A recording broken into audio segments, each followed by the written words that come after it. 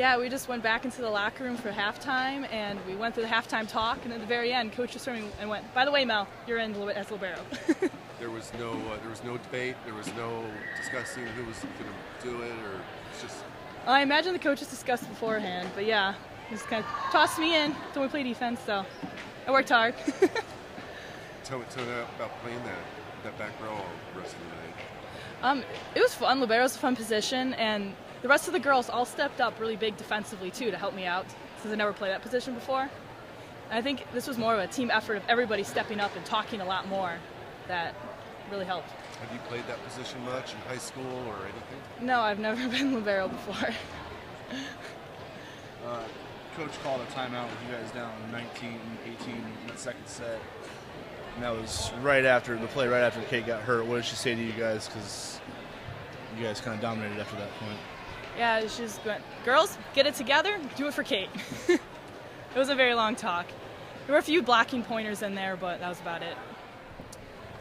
Tom said this in the locker room, and I think it is, we have 16 players that we think are great players. And I thought the difference tonight was, one of the differences was the fact that our bench players came in and really made a difference. Marquette made a lot of subs, but I felt like our bench came in and made a bigger impact. Michelle obviously made a big impact. What Melanie did tonight is so awesome, because that kid is the most selfless kid, if you guys know her. I mean, she just is all about team. And, we weren't thinking we were going to put her in the bro spot, but she did well late in that second game. And our instinct was, let's go with her. She's a winner. And I'm just really happy that Mel did that. And obviously we hope Kate's going to be okay. But if not, we've got depth. It won't, we'll bounce regardless. You talked about how the decision to who to play, who to start, who to go with has kind of kept you up at night. At this point, with the way your bench is played, can you just throw any lineup together, and then when things aren't working, go to somebody? I don't think you can throw any lineup together, but I will say I think the biggest thing in a situation like that is whether the teammates trust each other. It's not even whether I trust them; they have to trust each other. And I think you can see by the dynamic, whoever comes in, they trust. If it be a hitter, a setter, a DS, whatever position, they trust each other, and I think that's huge for us. Go ahead. What led to the change from Maggie to Michelle? Anything in particular?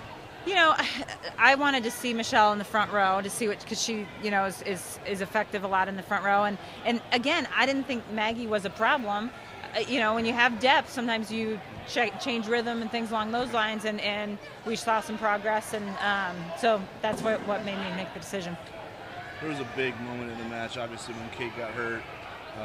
Autumn, I think, had a killer and ace right after that, and you called a timeout down 1 late in the second set. What did you say to them? Because afterwards you outscored them by 20, so whatever it was. I didn't say anything very profound. I said, we can't, we're fine. Yeah. I just didn't want us to panic. We needed to rally, and we kind of challenged our leadership at that point to say, rally the troops, let's go. And that was awesome to see. That the way that we responded in that situation was really great to see. Do you know how Kate is? Any idea? No, we're going to get X-rayed tonight. Okay.